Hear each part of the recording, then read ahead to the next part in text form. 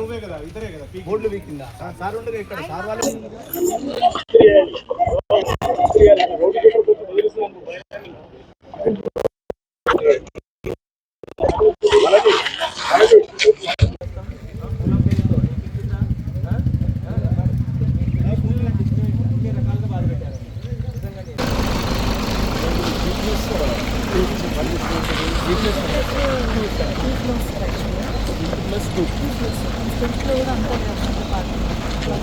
Construction చేసి plus యాక్చువల్గా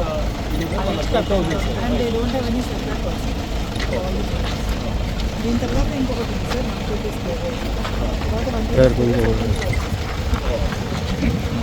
open plot మన పక్కది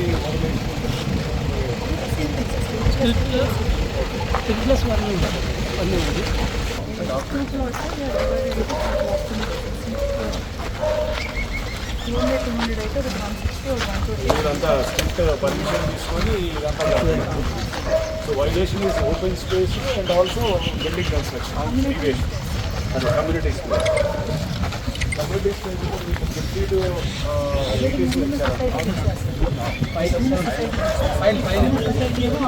రిజిస్టర్డ్ అయ్యి ఫ్యాబ్రికేట్ సొసైటీ అది ఆర్టీఐ. సో ఇది సెకండ్ ఇది ఇచ్చింది ఇది రిజల్యూషన్ చేసి టేక్ చేశారు. యాక్చువల్గా ఏంటంటే గిఫ్టెడ్ ఫర్ ఒకసారి గిఫ్టెడ్ అయితే మాత్రం అమ్మడానికి లేదు. ఒక్కసారి ఏ పోలీస్ స్టేషన్ అది వనసలి ఎన్ని కంప్లైంట్ ఇచ్చాము సార్ సెక్టర్ ఎస్ఐ 12 ఇది violation society were not conducted by the department since 12/7/97 to till date as the society did not submit election proposal to the report. Since neither audit was conducted nor elections were held from 1997 onwards to till date, that said society was kept under dormant category. Conduct of election of new executive body on 12/11/22 by the mutual understanding of the members of the society is violation of the provisions of the TCS Act and Rules 1964.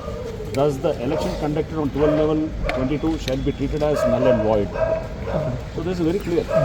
So the election as a challadu, the society a challadu అని చెప్పి ఇచ్చిన. So this is the report of the district cooperative officer. ఇది మనకి ఇచ్చింది కూడా హైడ్రాకి ఇచ్చిన రాసిన report. Yeah సొసైటీలో ఫేక్ 3 చేశారు సార్. 3 చేసేసి మేము ఎన్ని కంప్లైంట్ ఇచ్చామంటే పిఎస్కి. మేడం చెప్పండి మొన్న ఏం జరిగింది, ఎంత ఇబ్బంది అంటే మేడం మేము వచ్చాము పోతుంటే చెప్పండి మేడం. నేను వీడియోస్ చూశాను. నేను రావడానికి కారణం కూడా ఏంటంటే మీ వీడియోస్ కొన్ని వచ్చి ఎవడో ఉన్నాడో ఇంత దొబ్బటోడు ఎవడాడు మొత్తం ఎవడాడు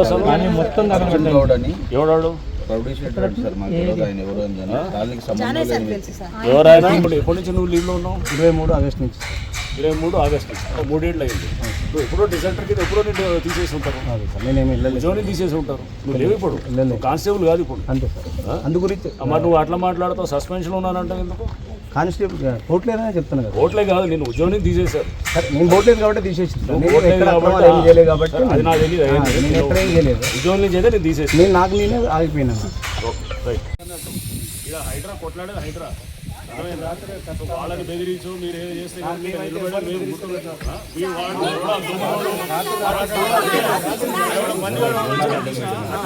మంది వచ్చినా కానీ ఎవ్వరు ఏం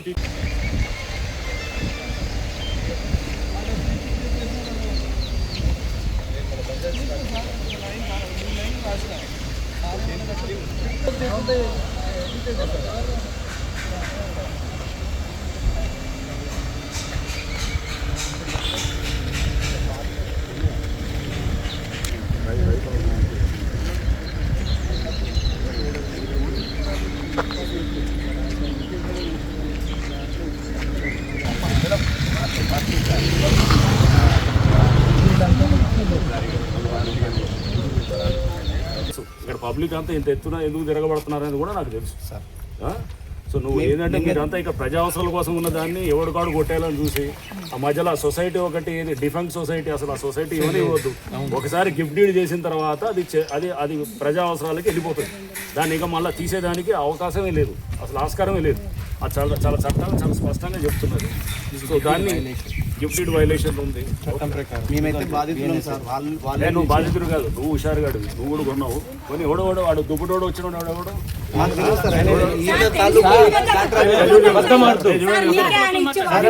సార్. డిమాండ్ చేస్తారు మీ ముందు మా పరిస్థితి మేమేమన్నా చెప్పండి సార్. పబ్లిక్ నుంచి కంప్లైంట్ తీసుకొచ్చి హైడ్రా కూడా ఇంతమంది మంచిగా ప్రజలందరూ సంఘటితంగా వచ్చి ఇట్లా చేస్తున్నప్పుడు మేము చేయకపోతే మా బాధ్యతని మేము విస్మరించినట్టు.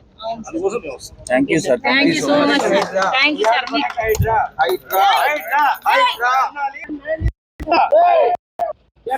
అరెస్ట్ చేయాలి.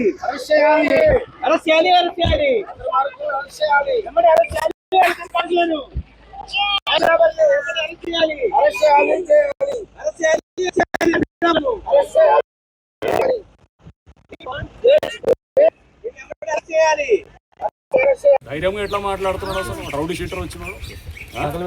మీరు వెంటనే మీరు కేసు రిజిస్టర్ చేయండి. వాట్ ఎవర్ వీళ్ళు చేస్తున్నారు, కంప్లైంట్ ఇస్తున్నారు. అండ్ దీంట్లో హైడ్రా కూడా పార్టీ. నేను ఎందుకు చెప్తున్నానంటే ఇది హైడ్రా కూడా ఈ కేసులో కొట్లాడుతుంది విత్ ఎవరు కాలనీ వాళ్ళతోటి. That is the reason. నేను రావడానికి కారణం కూడా హైడ్రా ఈజ్ ఆల్సో ఒక మెయిన్ పార్టీ దీంట్లో. ఓకే, సో మేము ఎందుకంటే పబ్లిక్ తోటి కలిసి we are fighting it out in the court. Let us see కోర్టులో ఎలా వస్తుందో చూద్దాం. కోర్టులో ఇప్పుడు ఉన్నాయని పెడతాం కదా, రిజల్ట్ అంతా చూపిస్తాం. వీళ్ళు కోర్టుని మిస్లీడ్ చేస్తున్నదంతా కూడా మేము పెడతాం. ఇదంతా ఏం జరుగుతుందో కూడా చూపిస్తాం. కోర్టు ఆర్డర్ ఏదని చెప్పి మమ్మల్ని భయభ్రాంతులు చేసి రాత్రి కోర్టు చెప్పేది ఆర్డర్ వేరు, వీళ్ళు చూపించేది వేరు. వీళ్ళు కోర్టుకి మిస్అప్లై చేసి స్టిల్ట్ ప్లస్ ఏది వాళ్ళు ఏది స్టిల్ట్ ప్లస్ 2 floors అనే దానికి స్టిల్ట్ కట్టారు. మళ్ళీ ఇంకో 3 అంతస్తులు కట్టారు. కట్టి పెంట్ హౌస్ కూడా కట్టారు. కట్టి అసలు కట్టాలని మొత్తం ఏంటంటే 4 అంతస్తులు కట్టారు అన్నమాట. అవును సార్. కట్టాల్సింది 2 అంతస్తులు.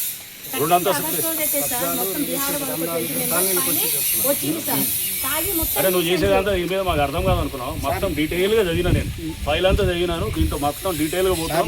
హైడ్రా కూడా రిక్వెస్ట్ సార్. ఒకటే నేనేం +1 కట్టింది ఏంటి? నువ్వు 4 అంతస్తులు ఎట్లా కట్టినావు? అండ్ అది ఓపెన్ స్పేస్లో ఎట్లా కట్టినావు? ఇదేం పబ్లిక్ యూటిలిటీ స్పేస్ కదా. సరే ఎవడో పక్కన కట్టుకుంటే మాకు సంబంధం లేదు, ఎవడో చాలా మంది చేస్తున్నారులే అనుకుంటాం. ఇది open space public utility already దీని మీద హైడ్రా కోర్టులో కొట్లాడుతున్నది. దాంట్లో 2 అమ్మేసినారంట, మళ్ళీ రిజిస్టర్ చేసినారంట. అది రిజిస్టర్ చేశారంట. రేపు ఆ కొన్నవాడు రేపు కూలగొట్టేటప్పుడు వస్తాడు, ఏడుస్తాడు, వచ్చి హైడ్రా మాకు ఇది చేస్తాను. ఎట్లా కొంటున్నారు అది? మీరు ఇక్కడ బోర్డు పెట్టిన తర్వాత ఎట్లా అమ్ముతున్నారు మీరు?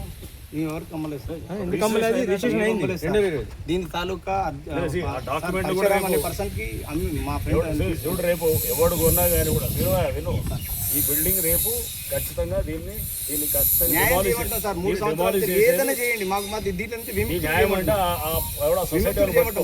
సొసైటీని పట్టుకొని పైసలు పంచుకున్నారు చూసిన అందరూ. ఎవడుగాడు మొత్తం అకౌంట్లో వేసుకున్న పైసలు అందరూ ఎవడోడు ఇది దొంగ సొసైటీ అని కోఆపరేటివ్ సొసైటీ డిపార్ట్మెంట్ ఇచ్చింది. వాళ్ళందరూ ఎవడుగాడు వాటాలు పంచుకొని మొత్తం తీసేసినారు చూసినా, వాళ్ళని పట్టుకాడు. అదేనా? నేను న్యాయం చేయడం కాదు, వాడిని అడిగి అరే నువ్వు గల్లా పట్టుకొని పైసలు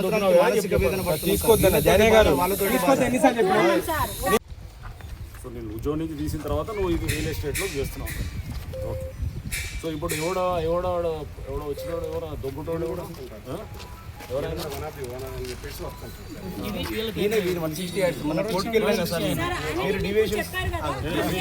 నువ్వు తీసుకున్న పర్మిషన్ G+1 G+1 చూసాను నేను. అర్థమైందా? మీ పర్మిషన్ G+1. ఇక్కడ కట్టింది ఏంటి? ఏం కట్టినావు?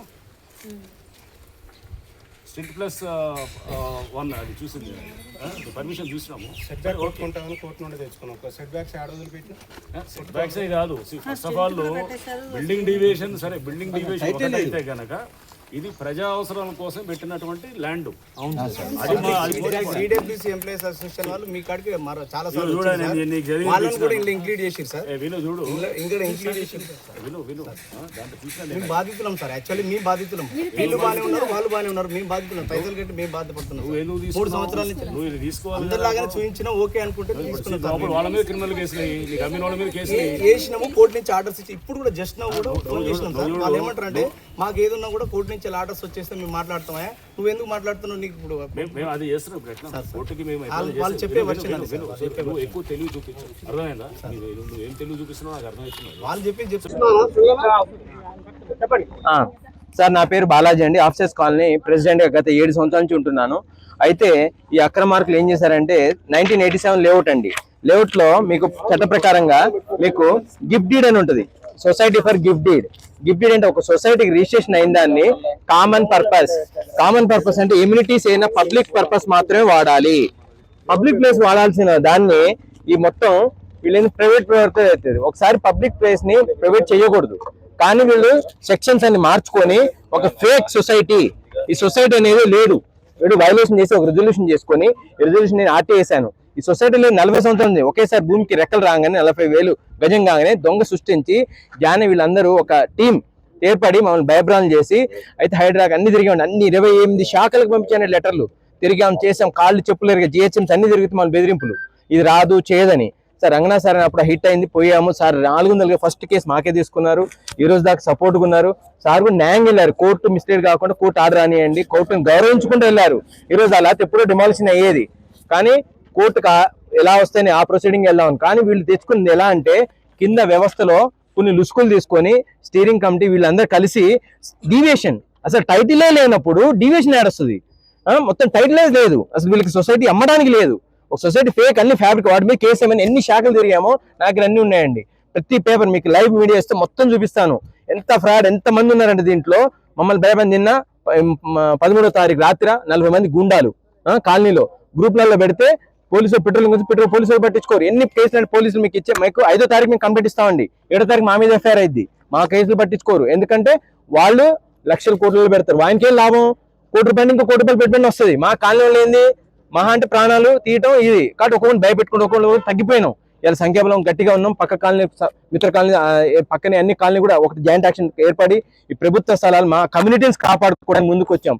ప్రత్యేకంగా మళ్ళీ హైడ్రా ఉండాలండి, ఇలాంటి హైడ్రా లేకపోతే 4 రోజులు సార్ లేదంటే బోర్డులు పీకేసి రాత్రి కడుతున్నారండి. 2 సంవత్సరాలు ఖాళీగా ఉన్న బోర్డు ఇదంతా రాత్రికి రంగనా సార్ లేరనే మమ్మల్ని భయభ్రాంతులు. ఇప్పుడు ఏం చేస్తారు చూస్తాం, మీ సంగతి చూస్తాం, ఇలా అని భయభ్రాంతి చేస్తున్న అన్ని వేళల్లో మమ్మల్ని మీడియా కూడా వచ్చిన ప్రతి మిత్రులకు కూడా పేరు ధన్యవాదాలు. ఎందుకంటే సపోర్ట్గా కొద్దిగా ఉన్న న్యాయం ఉంటుంది, కొన్ని మేమైతే అవస్థలు పడుతున్నాం. ఇక లేడీస్ని అడగండి, ఇప్పుడు మా మేడం మాట్లాడతారు, గీతారెడ్డి గారు ఎంత బాధపడ్డారు, ఫోన్ గురించి చేస్తారు. ఎంత ఇప్పుడు మనం officers colony welfare officers colony అని వనసలీపురం దగ్గర సాహెబ్ నగర్ కలాన్ దగ్గర ఉన్నటువంటి ఏరియాలో ఉన్నాము.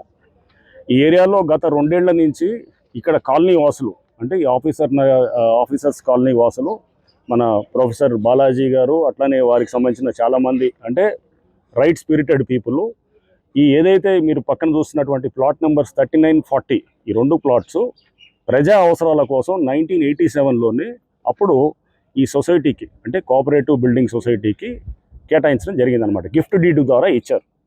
ఆ గిఫ్ట్ డీడ్ ద్వారా ఇచ్చిన తర్వాత ఆ సొసైటీ ఆల్మోస్ట్ 40 ఏళ్ళు ఫంక్షనల్ లేదు, అంటే పనిచేయకుండా డిఫంక్ట్ ఉంది. ఈ మధ్య అంటే ఒక 2-3 ఏళ్ల క్రితం వాళ్ళు మళ్ళీ కొత్త సొసైటీ ఒకటి తయారు చేసుకొని, అంటే డిఫంక్ట్ అయిన సొసైటీ అయిపోయింది, దానికి ఎలక్షన్స్ కూడా చెల్లదని చెప్పి డిస్ట్రిక్ట్ కోఆపరేటివ్ ఆఫీసర్ కూడా రాతపూర్వకంగా హైడ్రాకి ఇచ్చారన్నమాట.